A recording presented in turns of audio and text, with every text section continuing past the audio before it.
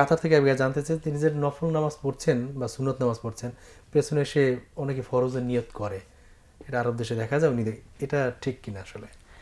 আসলে ব্যাপার হলো আরব দেশে জামাতে নামাজ পড়ার গুরুত্ব এত বেশি দেয় লোকজন সুবহানাল্লাহ।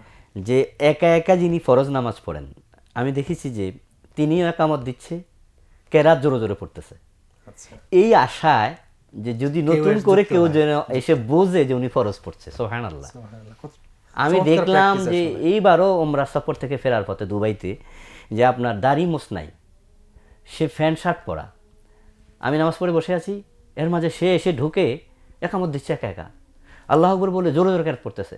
আচ্ছা, আমি তাকায় রইলাম, কারণ সে বোঝাতে চায় কেউ এসে যেন একটু জয়েন করে, যুক্ত করুক, যাতে জামাতের একটা জামাতকে তারা এত গুরুত্ব দেয়। সুবহানাল্লাহ। তো এই জন্য একজন লোক নামাজে দাঁড়িয়ে আছে, তিনি নফল পড়ছেন না সুন্নাহ পড়ছেন, এইটাকে তারা বোঝে না, না বুঝে তার পিছনে একতাদা শুরু করে দিয়েছে, এর মানে জামাতে পড়বে। এখন মাসালা হলো এই জাতীয় নাফেল মোতানাফিল অথবা যিনি সুন্নাহ পড়ছেন তার পিছনে ফরজ ওয়ালার একতাদা করা যাবে কি না। জি, বাংলাদেশি লোকেরা বিব্রত হয়, যেমন এই ভাই বিব্রত হয়েছেন যে আমি সুন্নাহ পড়ছি, আমার পিছনে একতাদা করে ফেললো। জি, জি, এ বিষয়ে ওলামায়ে হানাফ বলেন যে না, নফল এবং সুন্নাহ যিনি পড়ছেন তার পিছনে ফরজ ওয়ালা একতাদা করবে না।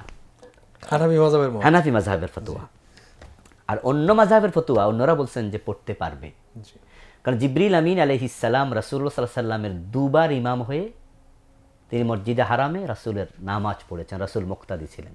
জি, তো জিবরিল তো মোকাল্লাফ বিশরা নয়, মোটেই না। জি, ওনার উপর তো নামাজ ফরজ না। না, তাহলে উনি যখন ইমাম হলেন, ওনার পিছনে রাসূল নামাজ পড়লেন, তাহলে এত বোঝা যাচ্ছে ওনার নামাজটা তো ফরজ ছিল না। জি, তাহলে ফরজ যে পড়ে না তার পিছনে একতাদা জায়েজ। জি, এই দলিলকে সামনে এনে অন্যান্য আলেমরা বলেন যে তিনি তার নিয়ত করেছে নফল, আমি আমার নিয়ত করেছি ফরজ, দুইজন একসাথ হওয়ার নাম জামাত। জি, জি, নিয়তের বিষয়টা এখানে। জামাত মানে একসাথ হওয়া, একসাথে নামাজ পড়া। তো তিনি পড়ছেন তারটা, তার ফল নামাজ, কিন্তু নামাজ তো আমি নামাজ পড়লাম ফরজ, তো আমার নিয়ত ফরজ, জি, তো আমার ফরজ আদায় হলো, তার নফল আদায় হলো, কিন্তু একসাথে পড়াটা জামাতের সওয়াব পেয়ে গেলাম। জি। এই জন্য তারা বলেন যে কোনো অসুবিধা। আমি একটা ঘটনা মনে, এক সাহাবী কিন্তু নিজে রাসূলের পিছনে সালাত আদায় করে তার গ্রামে গিয়ে তিনি এশার নামাজ তিনি পড়াতেন, আবার আবার ইমামতি করতেন। ইমামতি করতেন তিনি তারটা নফল হতো আর সবারটা হতো ফরজ। স্পষ্ট দলিল আছে, সুতরাং কারণ তিনি তো ফরজ পড়ে গেলেন জি, অলরেডি। জি, জি।